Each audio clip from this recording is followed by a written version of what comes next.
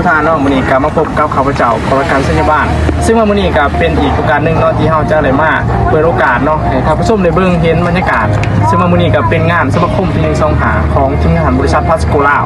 ซึ่งเป็นงานที่เป็นงานต้อนรับสมาคมที่เดินทางมาประมาณ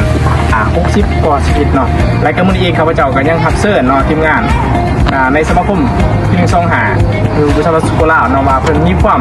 รู้สึกและก็ประทับใจในหลายเนาะที่ว่าได้เข้ามาในสมาคมที่125หรือว่าอยู่ในบริษัทพาสโกลาวสบายดีแนะนำชื่อได้เนาะเจ้า สบายดีเขาจะซื้อนั่งไปเกี่ยวเจอุดมมาจากบางนาเมืองขนาดไหนบ้าง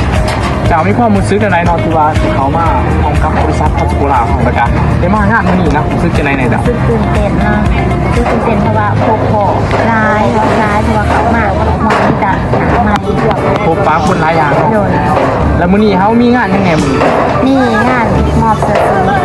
งานที่125 หลายอย่างเนาะกิจกรรมหลายอย่างเนาะแล้วก็มีอันยังมีกิจกรรมยังไงนอกจากมอบสุดๆแล้วมีมวนมีซื้อบ่ นิมวนนี่ซื้อ ฝา แล้ว กตามผู้ชมเลยเนาะ นิมวนนี่ซื้อนี่รางวัลพิเศษนะคะยกสางเนาะ ลูกสลากแปลว่าขึ้นกับว่าเห็นลูกค้าเขาว่าหลายเนาะลูกสลากนี่อะไรเขาซื้อ